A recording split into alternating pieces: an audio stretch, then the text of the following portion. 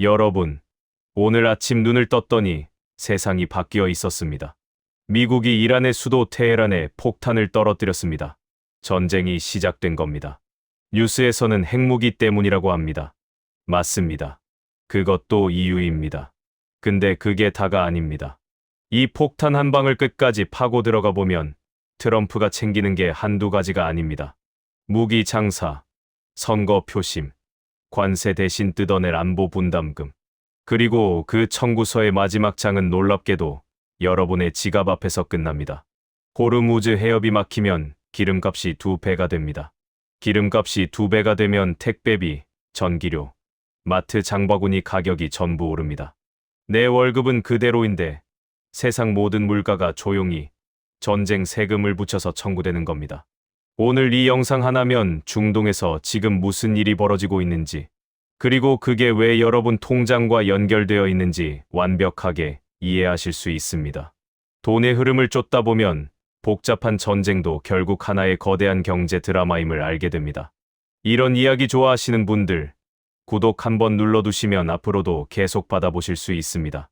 자, 그럼 지금부터 전쟁의 영수증을 한 장씩 넘겨보겠습니다.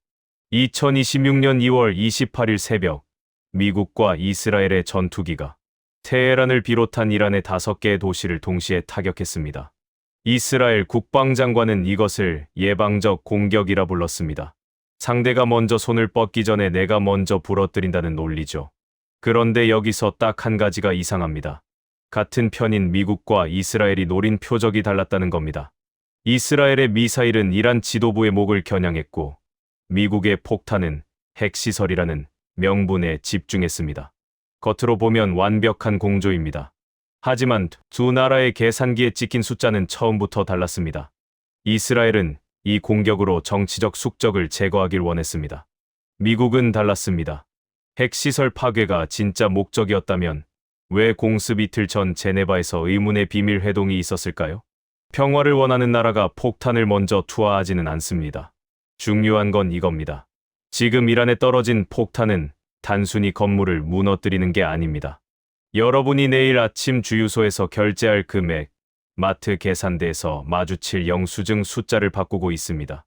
전쟁터는 중동이지만 그 청구서는 이미 우리 집 앞에 와 있습니다. 그렇다면 왜 하필 지금이었을까요? 이란의 핵이 정말 유일한 이유였다면. 60년 전 이란에게 핵 기술을 처음 가르쳐준 나라가 미국이라는 사실은 어떻게 설명해야 할까요? 1957년, 미국은 이란에게 선물을 하나 줬습니다. 바로 핵 기술이었습니다. 당시 이란의 팔레비 국왕은 미국의 든든한 우방이었습니다. 원자력의 평화적 이용이라는 명분 아래 미국은 기꺼이 기술을 건네줬죠. 그 선물이 지금 이란의 손에서 핵폭탄 재료로 농축되고 있습니다. 60년 전 뿌린 씨앗이 부메랑이 되어 돌아온 겁니다. 이란은 현재 우라늄을 무기급 직전 수준까지 농축했습니다. 전문가들은 핵폭탄 재료를 완성하는데 불과 2주면 충분하다고 말합니다. 여기서 미국은 결단을 내립니다. 이란의 핵시설이 지하 벙커 더 깊숙이 숨어버리기 전에 지금 당장 부숴야 한다는 겁니다. 그런데 이 긴박한 타이밍 뒤에는 오바마가 있습니다. 2015년, 오바마는 이란과 핵 합의를 맺었습니다. 이란이 핵 개발을 멈추는 대신 경제 제재를 풀어주는 거래였죠. 트럼프는 이것을 사상 최악의 거래라 부르며 2018년 협정을 일방적으로 찢어버렸습니다. 이란은 보복하듯 우라늄 농축 속도를 올렸고 결국 지금의 위기까지 왔습니다. 트럼프가 직접 이 뇌관을 건드린 셈입니다. 하지만 핵이 전부였다면 설명되지 않는 장면이 있습니다. 공습 이틀 전 제네바에서 정체불명의 회동이 있었습니다. 참석자도 의제도 공개되지 않았습니다. 평화를 원하는 나라라면 폭탄 대신 그 테이블을 선택했을 겁니다. 그러나 미국은 테이블을 걷어찼습니다. 왜일까요?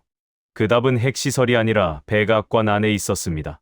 공격 8일 전 트럼프에게 생애 최대의 정치적 위기가 찾아왔기 때문입니다. 이란 국민들은 이미 전쟁 전부터 무너지고 있었습니다. 시장에 가면 1달러짜리 물건을 사는데 142만 리알이 필요합니다. 숫자가 너무 커서 감이 안 오시죠? 쉽게 말하면 지갑 속 돈이 사실상 휴지 조각이 됐다는 겁니다. 상인들은 가게 문을 닫았습니다. 문을 열어봤자 팔수록 손해니까요. 거리로 쏟아져 나온 시민들의 구호는 하나였습니다. 독재자를 타도하라. 1979년 이슬람 혁명 이후 이란 정권이 맞닥뜨린 최대의 내부 균열이었습니다. 미국은 이 장면을 놓치지 않았습니다. 바로 그 시점, 미국은 베네수엘라의 독재자 마두로를 전격 생포하는 작전을 성공시켰습니다. 우연처럼 보이지만 우연이 아닙니다. 이란 시위대를 향해 보내는 하나의 신호였습니다. 보라, 독재자도 무너질 수 있다. 외부의 폭격보다 무서운 건 내부의 붕괴입니다. 안에서 흔들릴 때 밖에서 한 대 치면 훨씬 적은 힘으로 무너뜨릴 수 있습니다. 하지만 여기서 냉정하게 질문을 하나 던져야 합니다. 미국이 정말 이란 시민들의 자유를 위해 움직인 걸까요? 이란 국민의 고통에 진심으로 손을 내민 걸까요? 그렇다면 왜 경제 제재로 이란 서민들의 삶을 먼저 짓밟았을까요? 제재로 리알화 가치를 무너뜨리고 그 분노가 거리로 터져 나오길 기다린 것처럼 보이는 이 그림은 너무 정교합니다. 결국 이란의 시위대는 미국의 목적을 위한 도구였을 가능성이 높습니다. 진짜 시나리오의 주인공은 테헤란 거리의 시민이 아니었습니다. 백악관에 앉아 있는 한 남자였죠. 그런데 그 남자, 공격 8일 전에 정치 인생 최대의 위기를 맞습니다. 그리고 정확히 그 순간, 폭탄이 터졌습니다. 2026년 2월 20일, 트럼프는 법원에서 뒤통수를 맞았습니다. 미 연방대법원이 그의 핵심 경제 정책인 상호 관세의 위헌 판결을 내린 겁니다. 트럼프가 공들여 쌓아올린 정치적 자산이 단 하루 만에 통째로 날아간 날이었습니다. 여기에 더해 오랫동안 수면 아래 잠복해 있던 성범죄 스캔들까지 다시 수면 위로 떠올랐습니다. 뉴스는 온통 트럼프의 위기로 도배됐습니다. 그런데 트럼프는 분노하는 대신 갑자기 다른 말을 꺼냈습니다. 이란입니다. 정치학에는 벡터 독, 이라는 표현이 있습니다. 꼬리가 개의 몸통을 흔든다는 뜻입니다. 국내의 대형 스캔들이나 위기를 덮기 위해 해외에서 전쟁을 일으키는 고전적인 수법이죠. 1997년 동명의 영화로도 만들어진 이 공식은 실제 정치에서 반복적으로 사용돼 왔습니다. 이번에도 공식은 정확히 작동했습니다. 관세 위헌 판결이 일면을 장식하던 그날, 트럼프는 이란 공격 가능성을 언급했습니다. 언론의 카메라는 법원에서 중동으로 방향을 틀었습니다. 8일 뒤 폭탄이 떨어지자 스캔들은 완전히 묻혔습니다. 사람들의 시선은 법정이 아닌 전장을 향했고 트럼프의 지지율은 반등하기 시작했습니다. 전쟁은 가장 오래된 정치적 마취제입니다. 하지만 트럼프가 챙긴 건 지지율만이 아닙니다. 그는 한쪽에서 전쟁을 멈추고 다른 한쪽에서 전쟁을 일으켰습니다. 우크라이나는 끄고 중동은 켰습니다. 이 두 전쟁을 바라보는 트럼프의 시선이 왜 이토록 다른지 그 계산기 안을 들여다보면 소름 돋는 숫자가 나옵니다. 트럼프는 취임 첫날부터 외쳤습니다. 우크라이나 전쟁 24시간 안에 끝내겠다고요. 실제로 그는 우크라이나에 대한 군사 지원을 끊었습니다. 바이든이 쏟아부은 수천억 달러를 밑 빠진 독에 물 붓기라고 불렀죠. 겉으로 보면 평화주의자처럼 보입니다. 하지만 속내는 다릅니다. 우크라이나 전쟁이 끝나야 바이든 정부가 집행한 전쟁 예산의 행방을 파헤칠 수 있습니다. 수백억 달러가 어디로 흘러갔는지 추적하고 정치적 보복의 칼날을 겨눌 수 있죠. 트럼프에게 우크라이나 종전은 평화가 아니라 수사의 시작입니다. 반면 중동은 정반대입니다. 이란이라는 거대한 악당이 살아 숨 쉬어야 중동의 부국들이 움직입니다. 사우디아라비아, UAE, 이스라엘.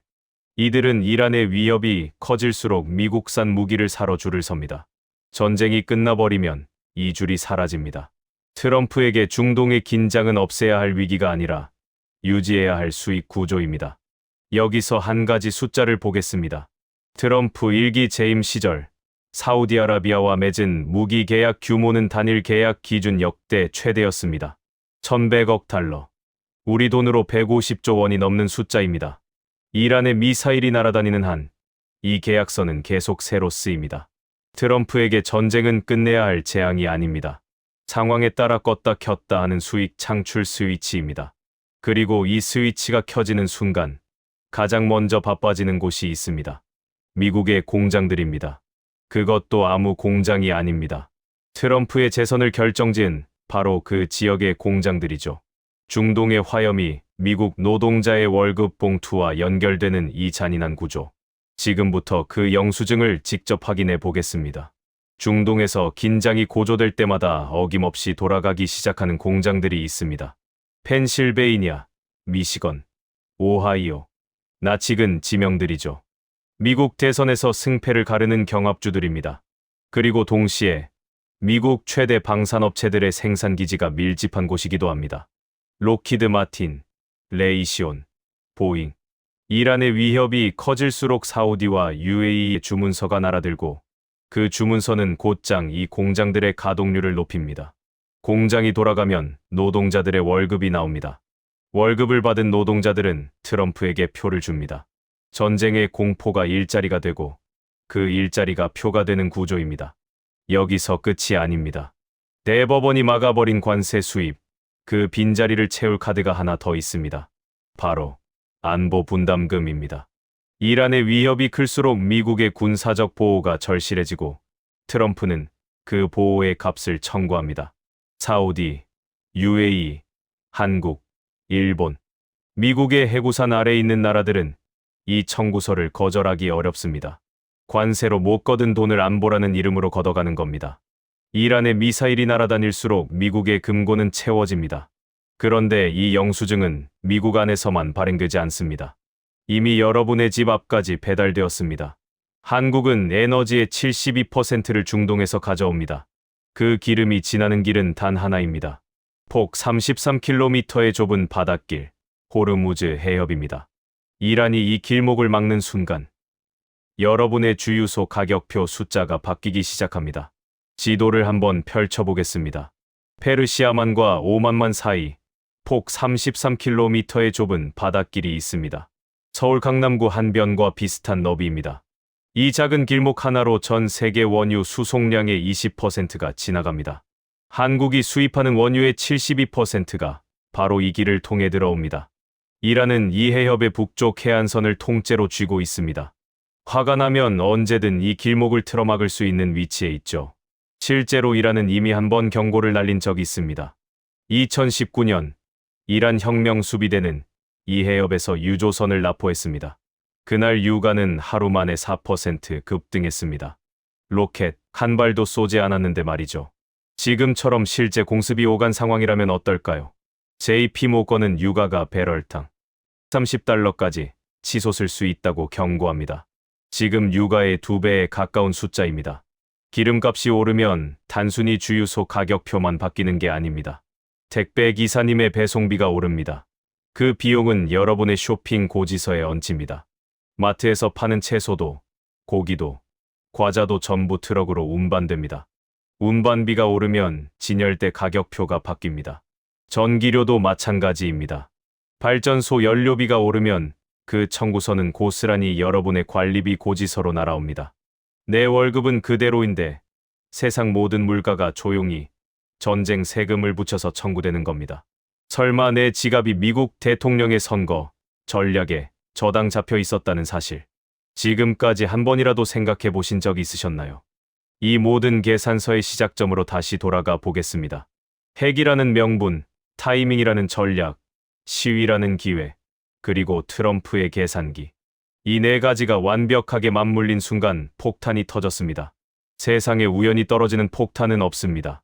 그 이야기를 마지막으로 정리해 드리겠습니다. 지금까지 7장의 영수증을 함께 넘겨봤습니다. 핵이라는 명분, 타이밍이라는 전략, 시위라는 기회, 그리고 트럼프의 정치적 경제적 계산기. 이 네 가지가 단 하나의 날짜에 완벽하게 겹쳤습니다. 2026년 2월 28일입니다. 세상에 우연히 터지는 폭탄은 없습니다. 모든 화염 뒤에는 반드시 차가운 계산서가 먼저 작성되어 있습니다. 여기서 한 가지 제안드리고 싶습니다. 뉴스를 볼 때 이 질문 하나를 먼저 던져보세요. 누가 이득을 보는가? 정의와 명분은 언제나 앞에 세워집니다. 평화, 안보, 자유. 듣기 좋은 단어들이죠.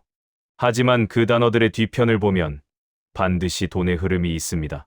방산업체의 주가가 오르고 경합주의 공장이 돌아가고 안보 분담금 청구서가 발행되고 호르무즈 해협, 인근의 유조선 보험료가 뛰어오릅니다. 총성이 울리기 전에 이미 누군가의 통장에는 숫자가 찍히고 있습니다. 이것이 전쟁의 진짜 구조입니다. 멀리 있는 이야기처럼 들리시나요? 그렇지 않습니다.